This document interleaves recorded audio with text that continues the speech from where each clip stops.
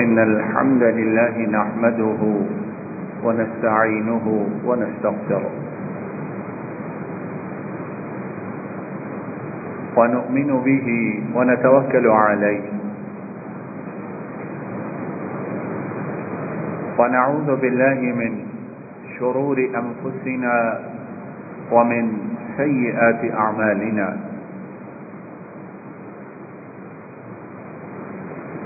من يهده الله فلا مضل له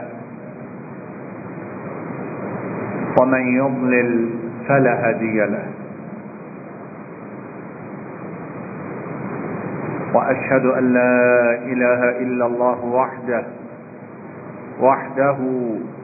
وحده لا شريك له وأشهد أن محمدا عبده ورسوله صلى الله عليه وسلم. أما بعد فإن خير الحديث كتاب الله وخير الهدي هدي محمد صلى الله عليه وسلم وشر الأمور محدثاتها وكل محدثة بدعة وكل بدعة ضلالة وكل ضلالة في النار. اللهم صل على محمد وعلى آل محمد كما صليت على إبراهيم وعلى آل إبراهيم إنك حميد مجيد. اللهم بارك على محمد وعلى آل محمد كما باركت على إبراهيم وعلى آل إبراهيم إنك حميد مجيد.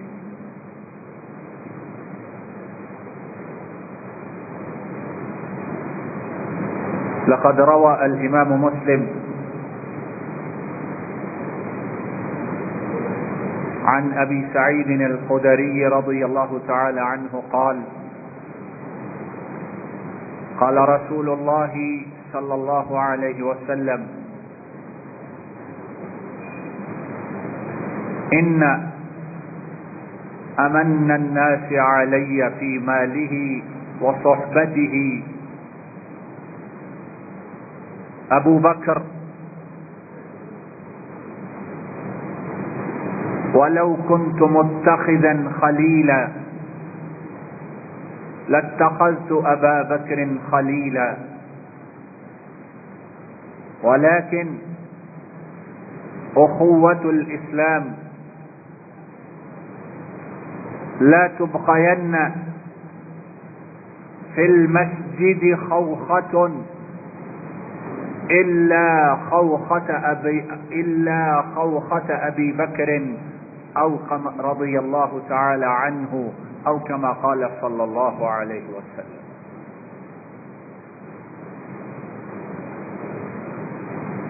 امام مسلم حضرت ابو سعید الخدری رضی اللہ تعالی عنہ سے روایت کرتے ہیں نبی کریم صلی اللہ علیہ وسلم نے ارشاد فرمایا لوگوں میں جس نے اپنے مال کے ساتھ اپنی صحبت کے ساتھ اپنی قربانیوں کے ساتھ اپنے وقت کے ساتھ اپنی جان کے ساتھ سب سے زیادہ قربانیاں دی ہیں میرے لیے اور جس کا احسان مجھ پر سب سے زیادہ ہے اس کا نام ابو بکر ہے. اس کا نام کیا ہے؟ بولیے کیا ہے اور زور سے کہیے رضی اللہ تعالی عنہ. اس کا نام ابو بکر ہے رضی اللہ تعالی عنہ. اور لوگوں اگر میں مخلوق ساری میں سے کسی کو اپنا جگری دوست بناتا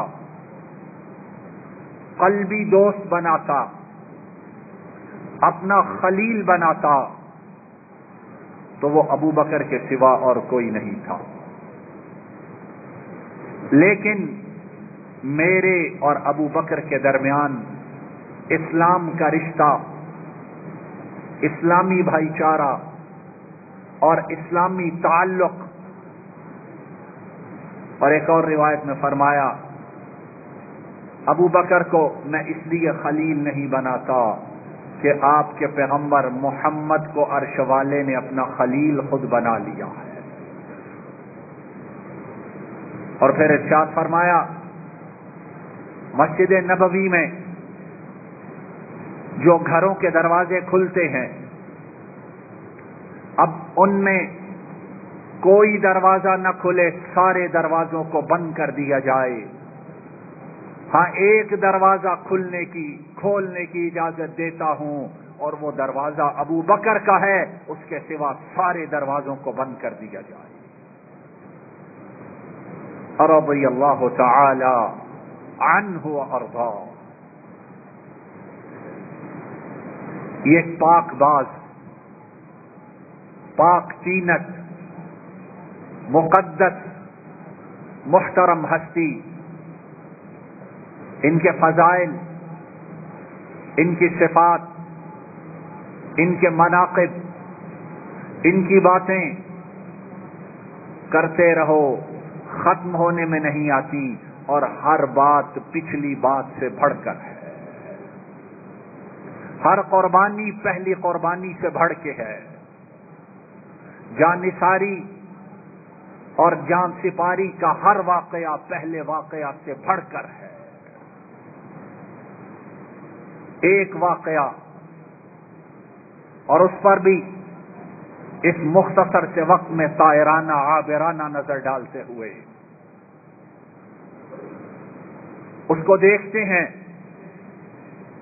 اور اس واقعہ کے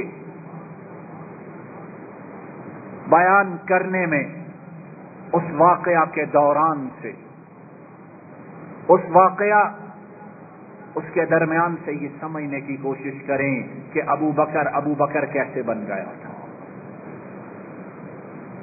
ابو بکر صدیق کیسے ٹھہر گیا. آسمان والے نے کیوں کہا کہ محمد صلی اللہ علیہ وسلم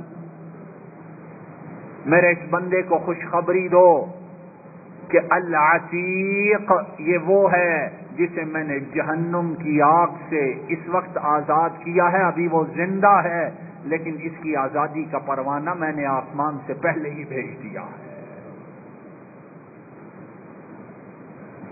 نبی کریم صلی اللہ علیہ وسلم آپ نے اپنی وفات کے آخری ایام میں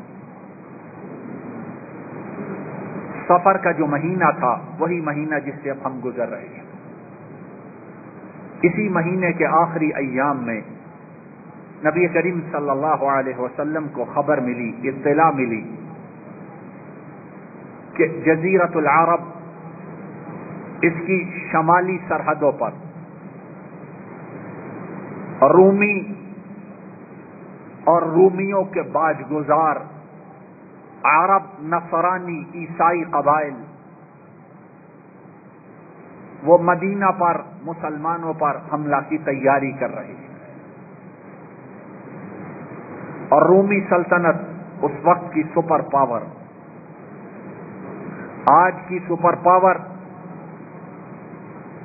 اس کی آنکھ تھوڑی سی ہمارے متعلق ٹیڑھی ہو تو اوپر سے لے کر نیچے تک پاک سرزمین پر بسنے والے سارے الٹے ہو جاتے ہیں. ہوتے ہیں کہ نہیں ہوتے؟ جب ہماری خیر نہیں. اب رب راضی ہو نہ ہو انہیں راضی کر لو. اب رب راضی ہو نہ ہو کوئی بات نہیں، انہیں راضی کر لو اگر باعزت زندہ رہنا ہے. اور جب تک یہ تصور دل دماغ میں رہے گا اس وقت تک پاک سرزمین والے ذلیل و رسوا ہوتے رہیں گے. الذین یتخذون الکافرین اولیاء من دون المؤمنین ایبتغون عندهم العزة فإن العزة للہ جمیعا. فرمایا وہ جو مومنوں کے علاوہ کافروں کو دوست بناتے، ان میں پناہ چاہتے ہیں، اور یہ کس لیے کرتے ہیں؟ فرمایا ان کے ہاں عزت تلاش کرتے ہیں، روٹی تلاش کرتے ہیں، ڈالر تلاش کرتے ہیں، پیسہ تلاش کرتے ہیں، اسلحہ تلاش کرتے ہیں۔ ایبتغون عندهم العزہ، عزت کے پیچھے مارے مارے پھرنے والوں سنو، فإن العزة للہ، عزت ساری کی ساری کس کی ہے؟ ساری کی ساری اللہ نے بات بڑی تاکید سے بیان کی، جمیعا۔ لوگوں کو سمجھاتے ہیں جی بات ٹھیک ہے، لیکن دنیا میں بسنے کے لیے کچھ مصلحت تقاضے ان کو دیکھنا پڑتا، اس کے حساب سے اسٹریٹجیز بنانی پڑتی ہیں۔ فإن العزة للہ جمیعا، تمہاری اسٹریٹجی ساری کی ساری برباد، عزت تو اکیلی ساری میرے ہاتھ میں ہے۔ نبی کریم صلی اللہ علیہ وسلم کو جب خبر ملی کہ رومی سپر پاور اور ان کے ساتھ ان کے پالتو، ان کے ٹکڑوں پر پلنے والے عرب کے وہ قبائل جو سرحدوں پر رہتے تھے اور نصرانی عیسائی ہو چکے تھے، وہ بھی ساتھ مل گئے۔ نبی کریم صلی اللہ علیہ وسلم نے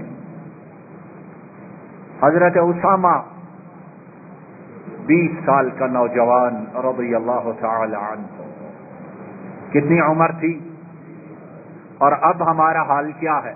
یہ 20 سال کا نوجوان کیا کرنے لگا ہے؟ اس کو روانہ کون کر رہا ہے؟ اللہ کا رسول۔ کس لیے روانہ کر رہے ہیں؟ ایک سپر پاور سے لڑنے کے لیے۔ اور اس 20 سالہ نوجوان، اس کی زیر قیادت انصاری بھی ہیں، مہاجرین بھی ہیں، اور عشرہ مبشرہ میں سے ہیں، عمر ابن الخطاب بھی شامل ہیں۔ اسامہ امیر ہے اور عمر ابن الخطاب اس کے لشکر میں شامل ہیں۔ آج 50-60 برس مسلمان مرد اور عورت کی عمر ہو جاتی ہے، اسے نماز پڑھنا، بولو اللہ کے بندو، شرم کا ہے بات کہ نہیں ہے؟ اسے غسل کا طریقہ، اسے اسلام کے بنیادی قواعد اصول پتہ ہی نہیں ہے،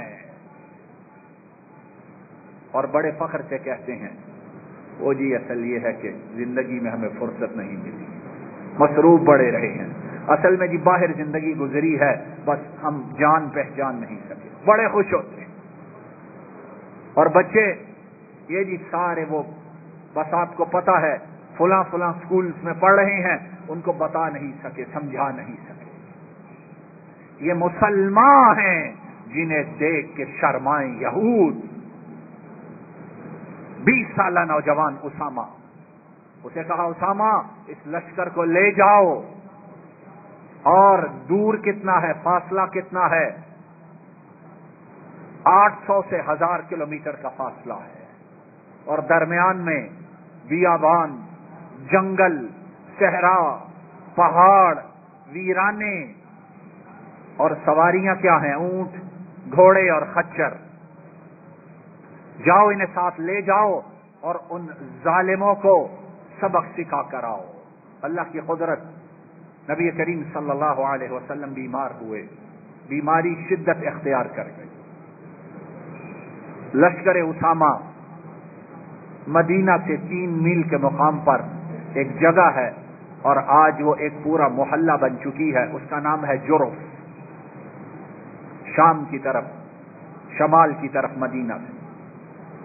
لشکر وہاں پہنچا، نبی کریم صلی اللہ علیہ وسلم، آپ کی بیماری شدت اختیار کر گئی، لشکر وہیں رک گیا۔ نبی کریم صلی اللہ علیہ وسلم کی وفات ہو گئی، اس دنیا سے روانہ ہوئے تو وہ لشکر واپس آ گیا۔ اب ابو بکر صدیق رضی اللہ تعالی عنہ امیر المؤمنین بنتے ہیں، اور امیر المؤمنین بننے کے بعد، امیر المؤمنین بننے کے بعد اور ان کے امیر المؤمنین بننے سے پہلے عرب کے بہت سے قبائل انہوں نے اسلام کو چھوڑنے کا اعلان کر دیا۔ مدینہ کے اندر منافق تھے، وہ حملے کے لیے تیار ہو گئے، سرحدوں پر رومی حملے کے لیے تیار ہیں۔ تاریخی کتابوں میں، طبری میں، البدایہ والنہایہ میں اور الکامل میں مورخین ان حالات کو بیان کرتے ہوئے صحابہ کرام کے اقوال نقل کرتے ہیں۔ صحابہ فرماتے ہیں کہ ہماری حالت وہ تھی کہ سرد رات ہو، تیز بارش ہو، اور اکیلی کمزور بکری اس بارش، اس اندھیری ٹھٹھرتی ہوئی رات میں جس طرح ڈر کر کھڑی ہوتی ہے، ہماری حالت آج مدینہ میں وہی ہو چکی تھی۔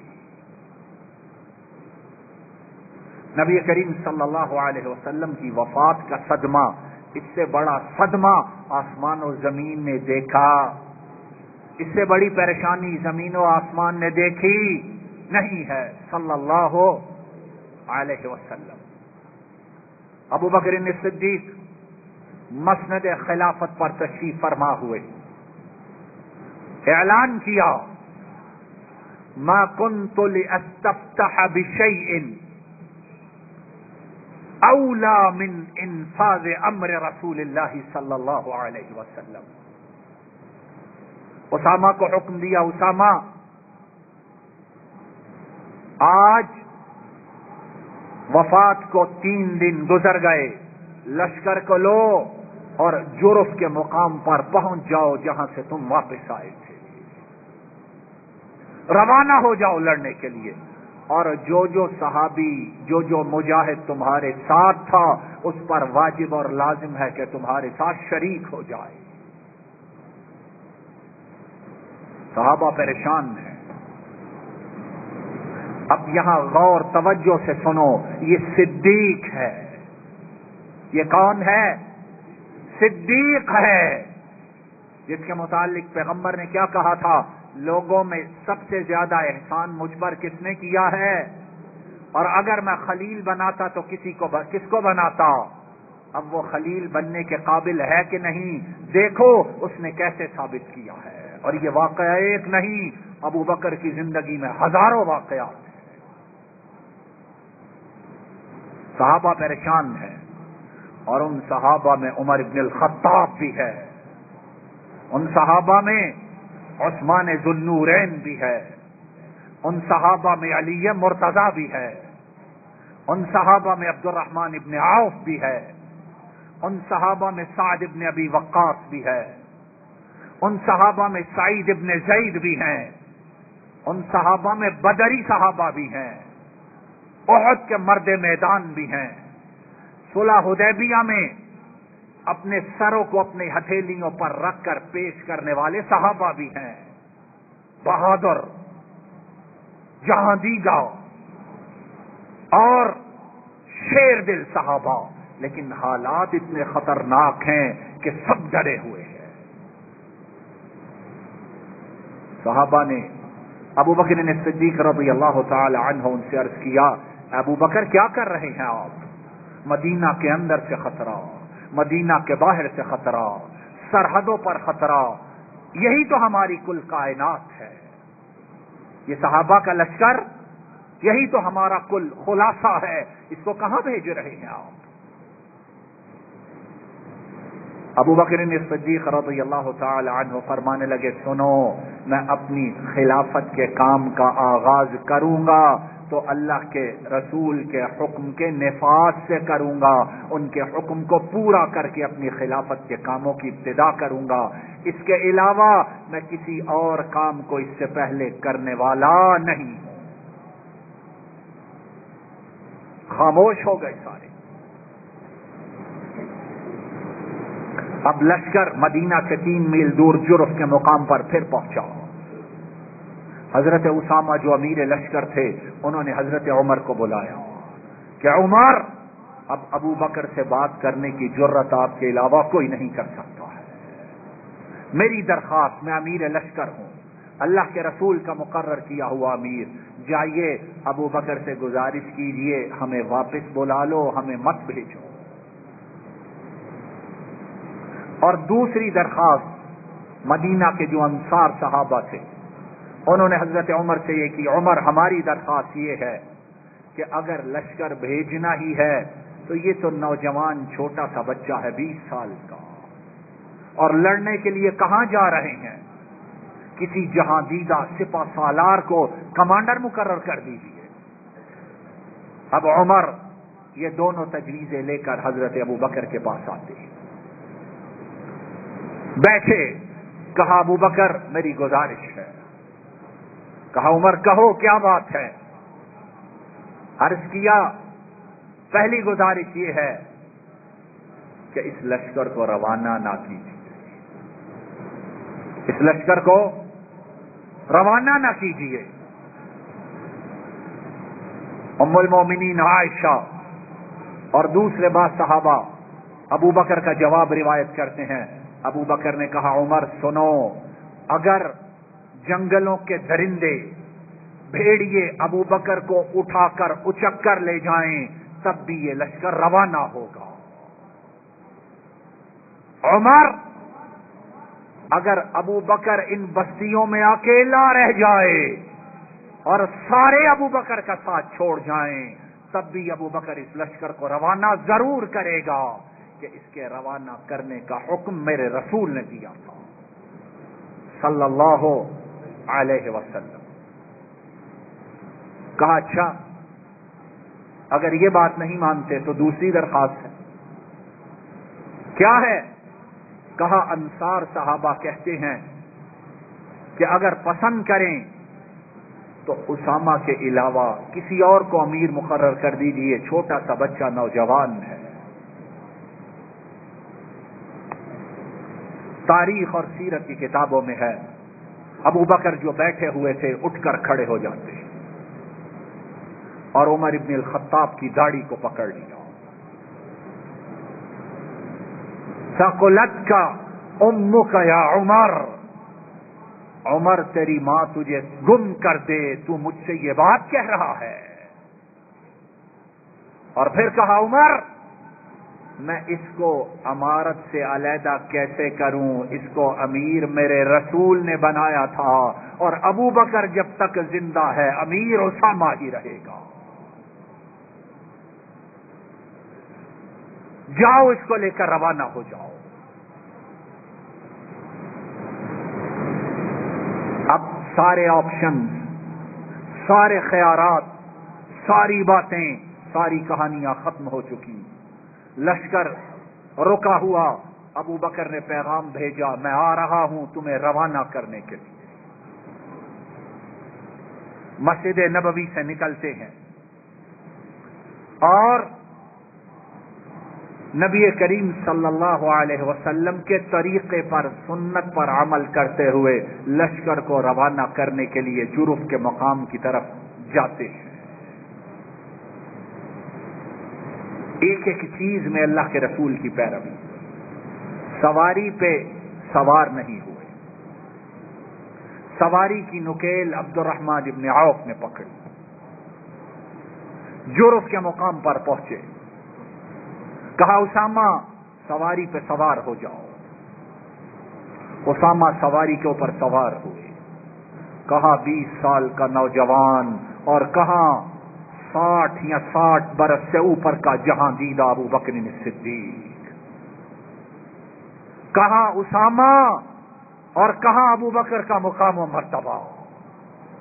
لیکن اسامہ کو سواری پہ سوار کیا اور خود زمین پر کھڑے ہیں۔ جب لشکر روانہ ہوا تو ابو بکر نے اسامہ کے اونٹ کی نکیل کو خود اپنے ہاتھ میں پکڑ لیا۔ اسامہ تڑپ گئے۔ اللہ کے رسول صلی اللہ علیہ وسلم کے خلیفہ، مجھ سے یہ بے ادبی برداشت نہیں ہوتی، واللہ لترکبن او لانزلن۔ اے صدیق اکبر، رب ذوالجلال کی قسم ہے، یا آپ سوار ہو جاؤ یا مجھے اترنے کی اجازت دے دو۔ تو ابو بکر نے کیا جواب دیا؟ واللہ لا ارکب، رب ذوالجلال کی قسم ہے نہ میں سوار ہوں گا اور نہ تو اونٹ سے نیچے اترے گا۔ کیوں؟ تجھے روانہ میرے رسول نے کیا تھا، اور احترام، وقار اور ان کی سنت پر عمل کرتے ہوئے انہی کے طریقے کے مطابق روانہ کرنا ابو بکر پر واجب ہے۔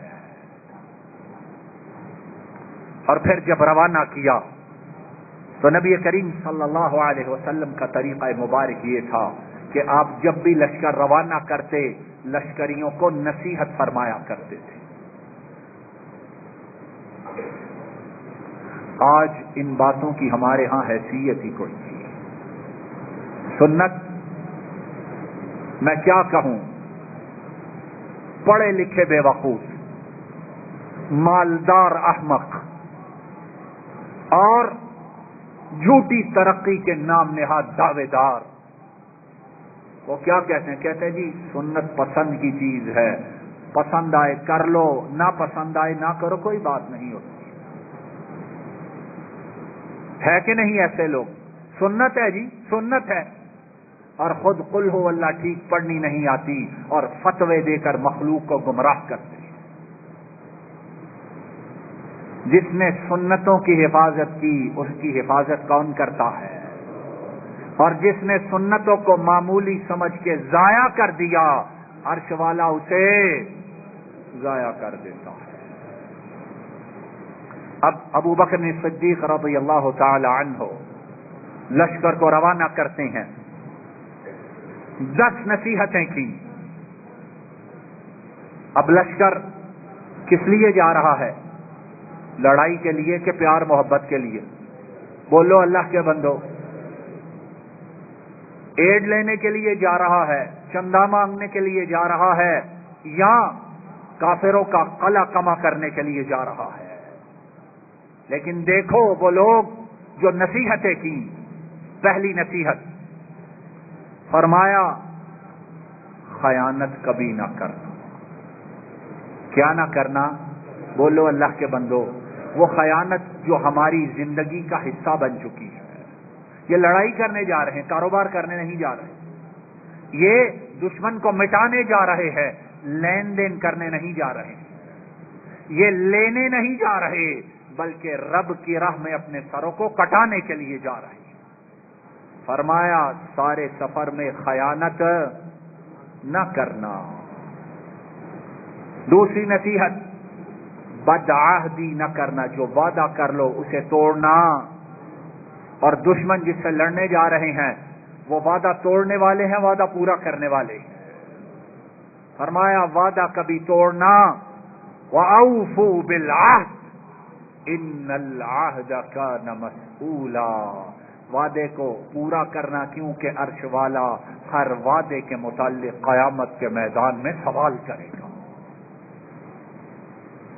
تیسری نصیحت کسی کو دھوکہ مت دینا۔ یہ نصیحتیں ایسی ہیں معلوم ہوتا ہے ابو بکر آج ہمیں کر رہے ہیں۔ چوتھی نصیحت یہ کی کہ جو دشمنوں میں سے قتل ہو جائے،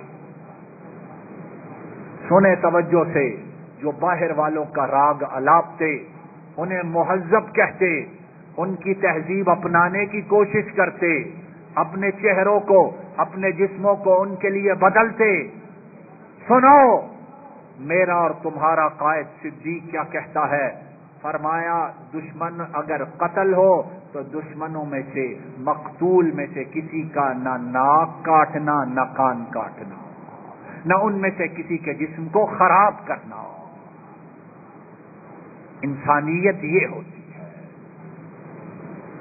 وہاں بیمار کتوں کو اٹھا کر کوئی ہسپتال لے جائے تو یہاں لا الہ الا اللہ پڑھنے والے مہینوں ان کے قصیدے پڑھتے رہتے ہیں۔ جی کتوں کی بڑی حفاظت ہے، کتوں کو بڑا سنبھال کے رکھتے، کتوں کا بڑا خیال ہے۔ اور انسانیت اس کا حشر کیا کرتے؟ جب معصوم بچے قرآن کریم پڑھتے ہوئے مارے جائیں، جب نمازی نماز پڑھتے ہوئے خون میں نہلا دیے جائیں، وہ دہشت گرد تھے، ان کا حشر یہی ہونا چاہیے، لیکن ان کی انسانیت وہاں دیکھو۔ فما لہؤلاء، ایسی قوم کہاں ترقی کرے گی؟ ٹھیک ہے کوئی ایک آدھ بندہ ارب پتی ہو جائے گا، کوئی ایک آدھ بندہ بلیونیر ہو جائے گا، کوئی ایک آدھ بندہ دنیا میں بڑھ جائے گا، لیکن بطور امت ترقی تب کرو گے جب سنت صدیقی پر عمل کرو گے۔ پانچویں نصیحت کی کہ راستے میں آتے جاتے جن درختوں پر پھل لگے ہوں ان درختوں کو کبھی کاٹنا۔ مخلوق خدا کا کتنا خیال ہے، پھلدار درخت انہیں چھیڑنا نہیں ہے، اور یہاں کھیتیاں نہیں ملک برباد کر دیے گئے، بستیاں اجاڑ دی گئی، خون پانی کی طرح بہہ گئے، لیکن ابھی بھی مہذب وہ ہیں اور بس تہذیب ہم ہی لوگ ہیں۔ وآخر دعوانا ان الحمد للہ رب العالمین۔ الحمد للہ نحمده ونستعینه ونستغفره ونؤمن به ونتوکل علیہ ونعوذ باللہ من شرور انفسنا ومن سیئات اعمالنا من يهده الله فلا مضل له ومن يضلل فلا هادي له وأشهد أن لا إله إلا الله وحده لا شريك له وأشهد أن محمدا عبده ورسوله صلى الله عليه وسلم. إن الله وملائكته يصلون على النبي يا أيها الذين آمنوا صلوا عليه وسلموا تسليما. اللهم صل وسلم على نبينا محمد وعلى آله وأصحابه وأهل بيته وأتباعه إلى يوم الدين. ربنا ظلمنا أنفسنا وإن لم تغفر لنا وترحمنا لنكونن من الخاسرين. اللهم إنك عفو تحب العفو فاعف عنا. رب ارحمهما كما ربياني صغيرا. رب ارحمهما كما ربياني صغيرا. رب ارحمهما كما ربياني صغيرا. اللهم أحسن عاقبتنا في الأمور كلها وأجرنا من خزي الدنيا وعذاب الآخرة. ربنا هب لنا من أزواجنا وذرياتنا قرة أعين واجعلنا للمتقين إماما. اللهم انصر الإسلام والمسلمين وأذل الشرك والمشركين ودمر أعداءك أعداء الدين وانصر عبادك الموحدين. ربنا آتنا في الدنيا حسنة وفي الآخرة حسنة وقنا عذاب النار. سبحان ربك رب العزة عما يصفون وسلام على المرسلين والحمد لله رب العالمين.